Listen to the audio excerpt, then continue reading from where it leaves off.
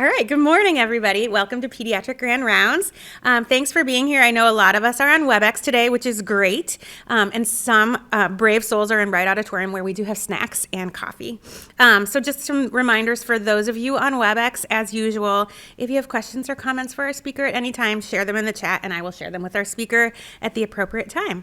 And now I have the pleasure of introducing Dr. Rachel Umoren, who is the Associate Professor of Pediatrics and Associate Division Head for Research in the Division of Neonatology here at University of Washington, and the Inpatient Medical Director for Telehealth at the Seattle Children's Hospital. Her research focuses on improving neonatal outcomes globally through simulation-based education and telemedicine. Her research has been funded by the Gates Foundation, the NIH, the Agency for Healthcare Research and Quality, and Health Resources and Services Administration, or HRSA. She has published and presented internationally on virtual simulations for health professional education. We're so excited to have you here today. Welcome, Dr. Umoren. All right, thank you so much for the kind introduction, and thanks for everyone that's on the call and here in person. I'm excited to be here to present this work. I have no disclosures. As Suzanne mentioned, the work I'm presenting today has been funded by a number of sources. I do want to call out the Seattle Children's Academic Enrichment Fund and the UW Center for Learning and Innovation in Medical Education as well.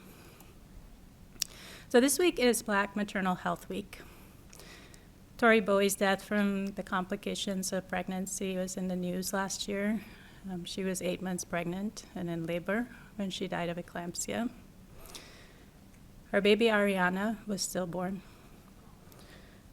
So every day, 800 women die from preventable causes related to pregnancy and childbirth. And each day there are 6,700 neonatal deaths and 500 babies like Ariana who are stillborn. So globally, poor quality care accounts for 60% of neonatal deaths and half of maternal births. I just want to take a moment to recognize that.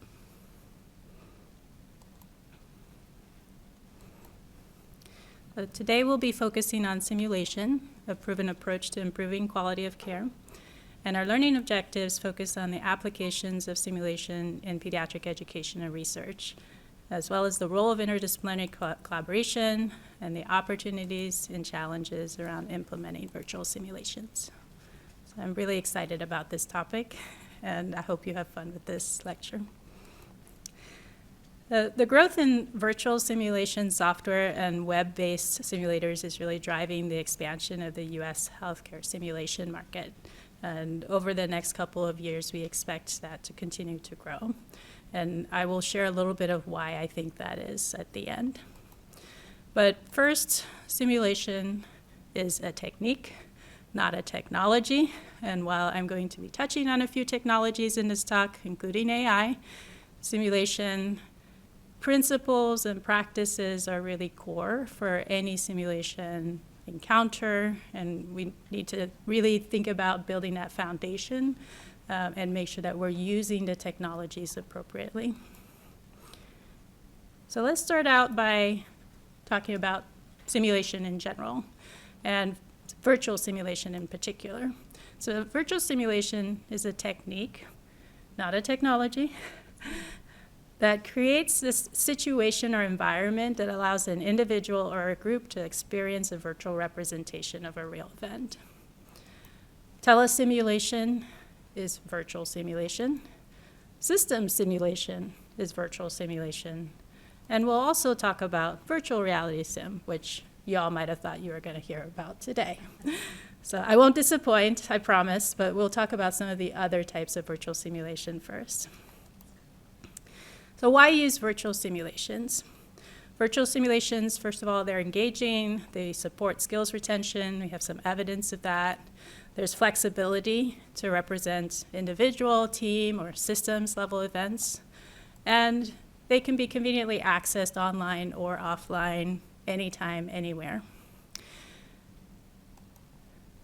This diagram illustrates a combination of adult learning theories. I promise I just have this slide on adult learning theories, so I won't bore you with too many of them, although there are quite a few that apply, including Kolb's, which you probably are aware of, experiential learning.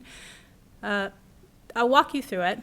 So the y-axis represents performance over time, and the first time period represents learning. So Erickson's deliberate practice theory is a theory of adult learning that performance can be improved through targeted practice to gain competence. And this may even result in overlearning, but then over time there's a period of forgetting or skill degradation. And refresher training then helps to maintain skills at that desired level of competence. So getting participants together for in-person training over and over is a little bit challenging, it's costly, it's time intensive. What we do with virtual simulation, with its ability to be accessed anytime, anywhere, online, offline, really increases the feasibility of the frequent refresher training that we know is needed. So as we go on to talk about different kinds of virtual simulation, we'll start with telesimulation. So telesimulation uses audiovisual technology. It supports remote learners that are located in the same or different locations as the facilitators. We used a lot of this when we couldn't get together, and I think we continue to use virtual simulation in this way.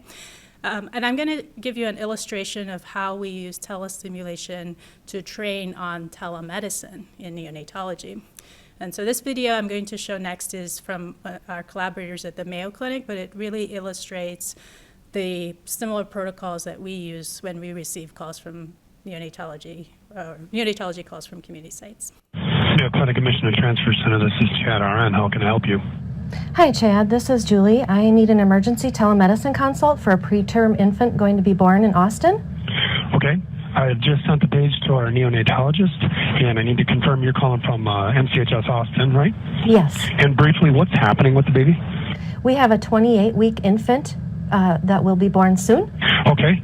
So, and that's our physician calling here. Let me put you on hold, and I'm going to get us connected, okay? Okay. ATC, this is Chad.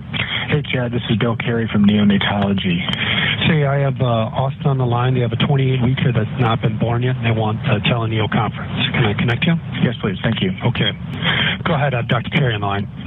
Hey, this is Bill Carey. I'm a neonatologist in Rochester. I understand you have a telemedicine consult for a 28-weeker. Yes. Okay, great. Hey, Chad, can you do me a favor and dispatch the neonate team down to Austin, and I'll connect via telemedicine right now.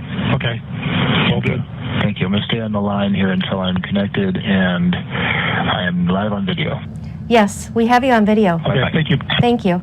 Hi, I'm Bill Carey. I'm one of the neonatologists at Mayo Clinic Rochester. Can you introduce yourself so I can understand who's on the team today? Sure. I'm Dr. Fang, the pediatrician, and I have 2 nurses on my team today. I'm Julie. I'm Lindsay. Great. Good to meet you. I understand you have a 28-week baby on the way. Yeah, that's right. And we're just getting everything ready. We have our chemical mattress and plastic wrap. We have our neo wrap set and ready to go. And I have intubation supply should I need it. That's perfect. Okay, great. Anything else? Because I think baby's about to deliver. No, I'll go tend the baby. Okay, all right. Okay, baby's out. Okay, we'll lift baby. Okay, we'll get monitors on. Baby's looking pretty apneic. Put that monitor on here. We're just stimulating. Looks like you're doing a good job of that. Still apneic. Yep, still apneic. Julie, can you check the baby's heart rate for me quickly? Sure. And Heart rate 70. Okay, it seems like the baby is apneic, so Dr. Fang, if you could please provide some positive pressure ventilation, that would be great. It looks like, if you could please, tilt the chin back a little bit. Tilt Okay. the head back and lift the chin. There you go. That'll help with air entry. Yep, our manometer is looking much better now. Thank you. And why don't you breathe a little bit more quickly than you're doing right now? So maybe Okay. 50 to 60 times a minute. 2, 3, 1 breathe. minute. 2, 3, breathe. 2, 3, breathe. 2, How's 3. the heart rate, Julie? Heart rate's still 70.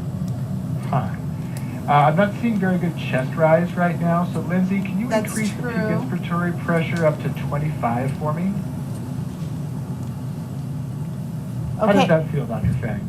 we're up to peak of 25, and the chest rise looks much better. I don't know if you can see that. No, I can. It looks But good from it- here. I just wanted to get your take on it. Yep, it looks much That's better. great. How's the heart rate, Julie? Heart rate's still 70. Hi. How are the saturations? They're 60. Okay. Lindsay, if you could please dial up the FiO2 to 40%, and we'll see if that helps improve the heart rate. Okay, we're there. Yeah. And baby, looks like baby's doing some breathing on his own. Okay. Heart rate's greater than Saturations 100. down, Lindsay? They're at 72. Okay, so coming up. Yep.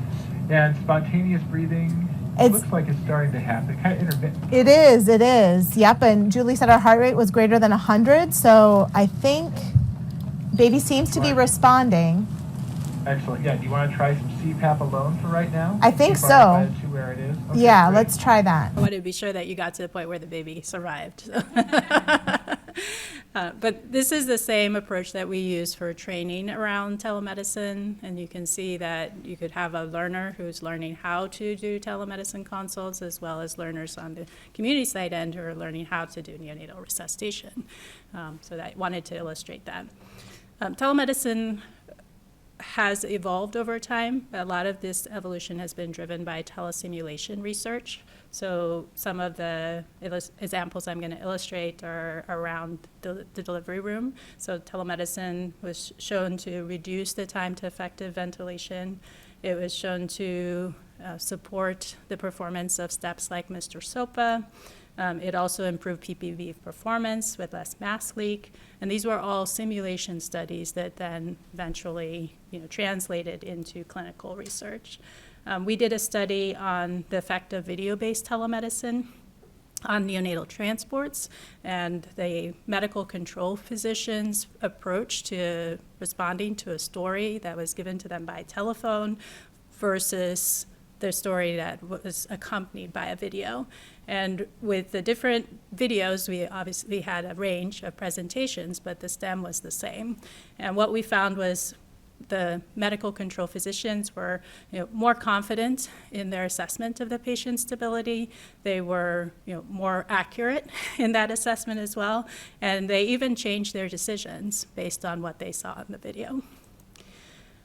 When it came to training, we used multi-platform telesimulation. We kind of combined the telemedicine CART software, but then we needed to have the ability to have more learners and observers, as well as the participants be able to control that software remotely. And so this rather interesting diagram illustrates how we use multiple platforms combined together to do that and increase neonatologist comfort with using advanced features of the software. We've also created a software simulation to help with this as well. So this has all led to the growth of our neonatal telehealth program and has supported our telehealth research progress, and we will be adding some additional sites. I just wanted to call out some of the impact of telesimulation on actual patients and our program as well. But there are some opportunities here. First of all, expanding the reach of simulation, enabling training. But as you could see, there's kind of a 2D effect. You could see that the remote individual that was leading or supporting that simulation was kind of flat on the screen. So you just kind of have to really be empathic and emote a lot more and really closely observe for nonverbal communication. And it's great to have a local facilitator as well. So I'm going to talk about system simulations. And this is a new area for us, but it's not a new area for engineering colleagues.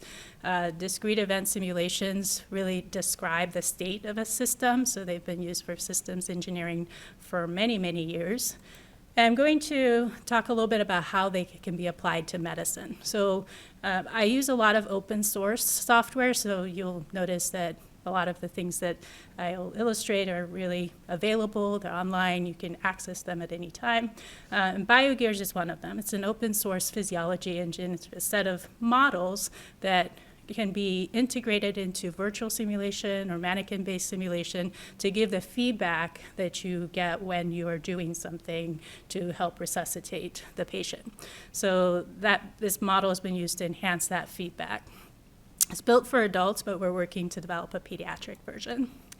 And then the Other type of ways that system simulation can be used are really around improving the flow and capacity and layout for hospital units and beyond. So this is a model of the medical ICU flow that's created by investigators at the Mayo Clinic, and you can see that the blue is the care team, the green are the patients. If you looked carefully, you probably saw an orange discharge patient or a red patient that died. And this all is happening multiple times, running different simulations on the back end that can be altered, tweaked, like you have more or less complicated patients. You can gather more or less data in the way of labs and notes and so on. And the data output can be looked at from the perspective of patient census, patients discharged, the total patients, and you can use this to validate this model against your real world experience. So the data output that they included also included things like medical orders, vitals, labs, a wide range of things that could potentially impact the system. And they also included here at the end resources like the care team, availability of staffing and things like that. So, and you can use a model like this to ask questions of what if we had more staff, or what if we had fewer staff? How would the system respond? So lots and lots of opportunity with these types of models. And we've actually used this here at Seattle Children's. So with the Bellevue Ambulatory Surgical Center, there's a study a few years ago when the ORs increased. I believe the ORs increased from 3 to 4, but the PACU capacity remained constant. They wanted to know how many patients per day could be scheduled in this scenario, to make sure that you didn't have a lot of wait time. So they wanted to have less than 60 minutes per week of wait time. And so the model took not a whole lot of time to set up, about 100 hours. It was validated, and it actually enabled more confidence in that decision to go ahead and schedule, up to 50 patients a day. It's been used in other ways too, modeling of a new clinic and design and capacity analysis of universal rooms. So I just want to shout out to Jean Day, who gave me some of these images and who is a great contact if you're interested in this type of work. And he works here at Seattle Children's. So he's a local resource. We've also used these types of models to simulate regional transport of critically ill neonates. And as you can see, we had this model that showed the multiple sites where we work and where babies are transferred to and from. And we wanted to look at the impact of ambulance location. As you probably are aware, ambulances are located here at Seattle Children's, and they go out to different sites. But what if the ambulances were located up north or down south? Would it make a difference? And so some of these diagrams are showing that, depending on the capacity and the patient volume, it's actually not necessarily advantageous to locate the ambulances elsewhere. And we also looked at NICU bed capacity, and again, you can see that beyond a certain point, it's not necessarily advantageous in terms of patient wait time to have more beds. So some of the system modeling steps that you would go through, and again, this would be in consultation with experts, would be outlined here. And just thinking about the opportunities and challenges with system simulation, first of all, opportunities. You can more rapidly understand a process or system if you build a model and look at what happens when you tweak it. And you can do this cost effectively and safely, because imagine if we had scheduled 50 patients a day and come to find out, oh no, now the wait time is 3 hours, 4 hours to get them into PACU. That would have been a disaster. So you don't want to try these things out on real life, just like you don't want to simulate intubating a baby on a real life, or do that for the first time on a real life patient. So, let's test the system using simulation before we actually truly test a system. And then, but I would say there are some key factors to consider. One being that it requires accurate data, and a really close replication of the process. So really attention to detail, talking with stakeholders, individuals who are frontline, and use that process daily, because what might be a process on paper, as you know, might not be a process in real life. So we need to know what the actual real life process is and make sure we're replicating that faithfully. And then ultimately these models are based on real world data, so they may change over time, and attention to that is important. All right, so I'm going to talk about virtual reality now. And first of all, I'll say that there's building evidence, lots and lots of evidence around the use of virtual simulations. I think we no longer need to say that virtual simulations are a new thing or they're necessarily innovative anymore, because they've been used for so many years and there's a whole lot of evidence around it, some of which has come from my work. So we'll talk a little bit about what's available. And more and more institutions or entities are working with simulation developers to create virtual simulations.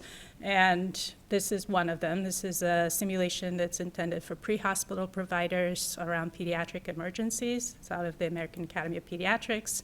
Another one I'd like to highlight is out of UCLA with a number of pediatric ER emergencies created by Todd Chang. Back in the 7th edition NRP, some years ago, there was a virtual simulation called eSIM, and we did a multi-center randomized controlled trial with eSIM and compared it with a video of NRP. And I think one of the key things I find with all these studies is they just continue to illustrate the need for refresher training, and that for the most part, if you do refresher training, it helps regardless of the type of refresher training you do. And so in our study, the participants who used either video or eSIM refreshers had less decline in their performance scores, and that was encouraging. And so we started to think, well, maybe we could use these virtual simulations to support learners who don't have access to mannequins or experienced simulation facilitators. But eSIM requires a high-end laptop and internet connection. And so we went into a partnership with Oxford University to create a simulation that could potentially be used on mobile phones by health providers who may not have access to the traditional forms of mannequin-based simulation. And that was a lot of fun. It was a lot of work to try to create something from scratch for learners who did not have a lot of exposure to these types of simulations, but we studied it. We did a randomized controlled trial in 20 sites in Nigeria and Kenya, and we randomized participants to get the virtual simulation or to get a video or to use the digital manual. And interestingly, the dropout rate was really low. Many of them completed that 6-month follow-up. And what we found, which I think I may have misplaced that slide, so I will talk about it real quick before I go to the next slide, which talks about our next thing, is that the participants, again, drop-off rate in knowledge and skills significant, even by 1 month, which was scary. But then with use of refresher training, there was improvement by 6 months, not quite back to baseline for the other two options, the video and the control group. But for the virtual reality, they actually were a few points above baseline. It wasn't significant, but it was interesting. So we went on to develop additional scenarios, now aligned with the WHO Essential Newborn Care, and many more options for routine care after delivery, including kangaroo care and cup feeding, antibiotics.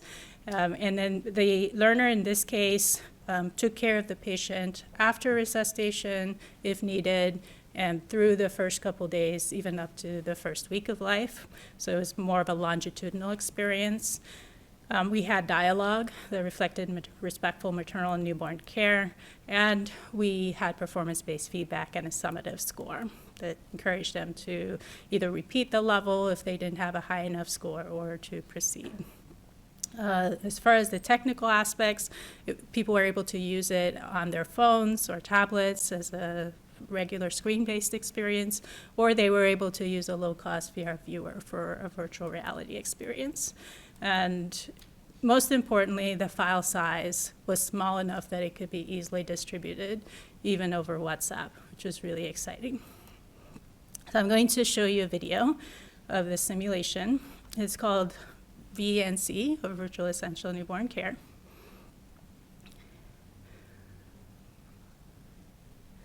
So they're interactive case scenarios, as I mentioned. There are 12 of them, a wide range of presentations, term baby, preterm baby, jaundice, portone, seizures.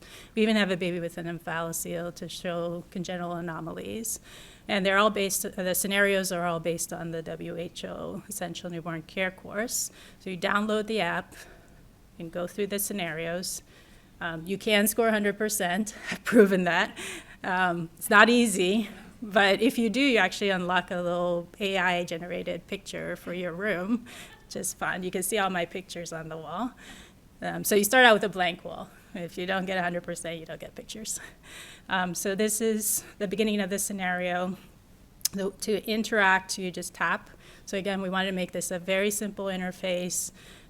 Just tap and then tap again. If you pick something up, you tap on the arrow to put it down, wherever you want to put it. You choose the dialogue option to interact.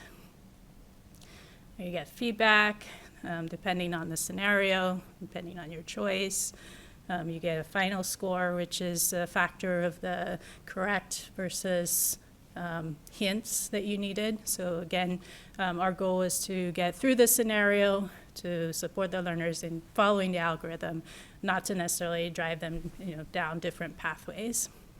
And these were our recommendations based on the study that we did. I'll talk about that in just a moment, which showed that if they did it at least once a week to once a month, that it helped to support their skills. All right, so we did some field testing with this simulation with 70 nurses and midwives from 23 facilities at different levels of care in Nigeria. And the goal was really to evaluate both feasibility and educational efficacy. And we did, and because we wanted everyone to be at the same level to start with, we did a standard training. It was a 2-day training with the new curriculum that's just been released. And we did baseline and follow-up assessments using a standard approach that's been recommended with in-person mannequin-based assessments and knowledge checks with MCQs. And then they had access individually to these simulations. So we had study phones, we gave them headsets, and that was just to make sure that everything was as controlled as possible. And what we found was that just to orient you, the scores on the y-axis here, and then we have pre-course, 0 is the immediate post-course assessment, and then 6 months is the 6-month follow-up. So you can see with the different assessments, bag mask ventilation, knowledge check, case scenario A, which is a simulated scenario that's kind of not super hard, and in case scenario B, which is a more complex, more prolonged resuscitation scenario, and then for ENC2, which is care of the newborn after the delivery room, we also had some assessments. So 7 assessments in total. And what we found was that particularly for the skills assessments, their performance actually went up after the immediate post-course period. So you can see with the green, the performance was actually significantly improved, which is the opposite of what typically happens. So that was very exciting. And our goal is to continue to study this in more real-world situations. We're chatting with contacts in other countries like Uganda and Sierra Leone and India to do more work with this. So we did some qualitative research, and here are some of the themes, but I want to jump to some of the quotes because I think those are quite powerful, and they really speak to how participants perceived this tool and how they were using it and how excited they were about the improvement in their skills. So a lot of challenges and a lot of things that we tweaked to make this usable. I won't go through all the details, but the categories you can see, there's a lot of work from a large team that went into doing this. And because earthquakes have been in the news recently, I just had to include some work around earthquakes and disaster preparation. And so this is from a couple years back now, probably about 3-4 years ago. We piloted an earthquake simulator that we called EVAC here with nurses and midwives, not nurses and midwives, only nurses, at ED and in the NICU. And we had 2 groups that were randomized to receive VR or a recorded lecture. And both groups were evaluated using mannequin-based sim. And these images show the simulator that we used at that time. And what we found was the participants that used the simulator packed more equipment. Both groups packed essential equipment, so that was okay. But as far as the VR participants, they were more efficient, they packed more equipment, and they liked their experience. They felt it was more immersive, it was better at safety threat identification, better at evacuation preparation. They felt more prepared, and they had better communication ratings. So we went on to develop another simulator that was a little more advanced. It had a couple more options. So this is the earthquake option.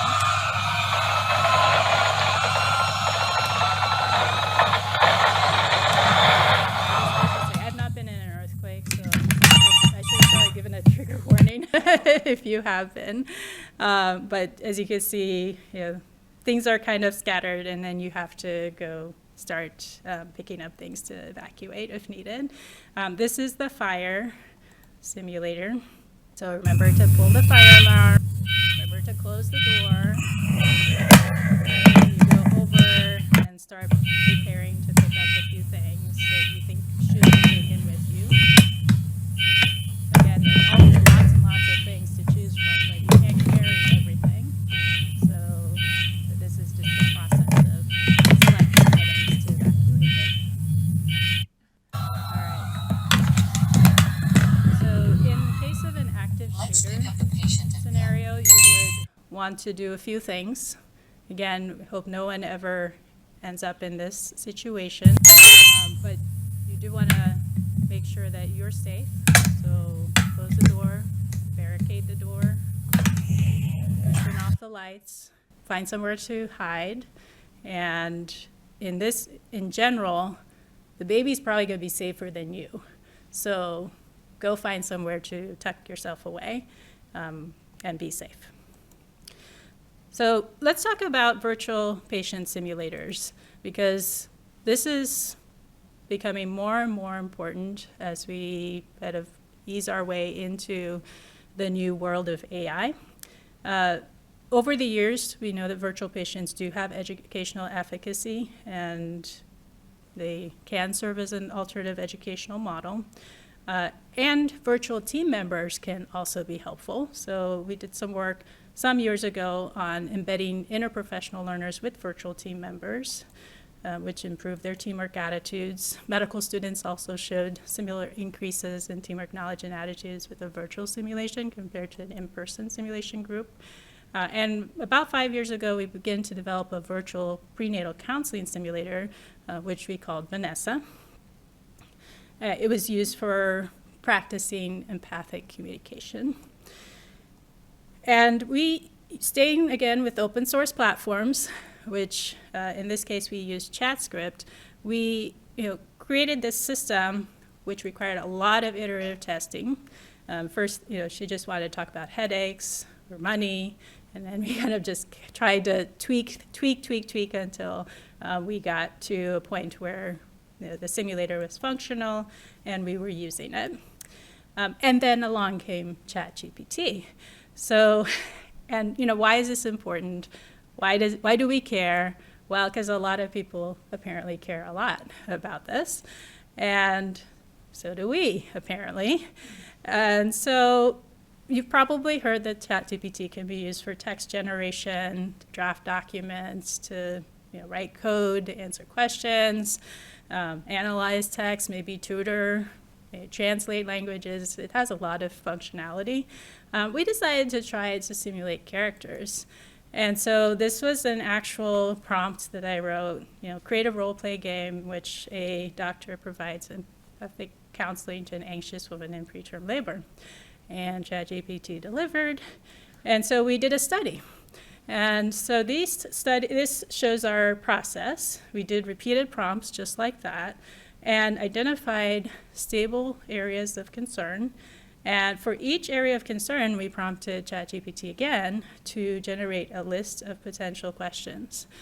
And then we said, what if this parent has low trust in the medical system?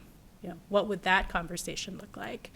And so we generated a lot of unique sentences in these 5 or 7 stable areas of concern, and then a lot of sentences also about mistrust and how those patients might respond. So here are a few examples of the questions that parents might ask according to ChatGPT, and we reviewed them. So myself and Megan Gray, another of our neonatology colleagues, looked through all these sentences. We looked for those responses that indicated an emotion. We rated them based on whether they could be used, like were they usable without any adjustments or with minimal changes. And we updated our chatbot with this dialogue. So we now have a version 3 of Vanessa, which is web-based. It has this AI-enhanced dialogue, but again, your information is not going anywhere because it's within our chatbot system, and it's on a secure UW server, and it has capacity for additional scenarios. So some of the things we learned was that generative AI, like ChatGPT is, it can actually be used to reliably identify key concerns that parents and families face. It may form a really nice source of standardized patient scripting, particularly for those conversations that may be more difficult to replicate, and but it's still necessary to do some expert review, and we still have a lot to learn. And so some of the other things that I'm thinking about as we now move into this future of enhanced work of all kinds, including virtual simulations, is, what if I wanted to do a text-to-image generation? Well, I asked ChatGPT, how would I do this? And it gave me like 6 steps. Many of these things I have no clue on how to do. Someone might know how to do it, but it would take a while. And then I thought, well, what if I ask Copilot to do this? And it says, okay, I'll try. And then it does it.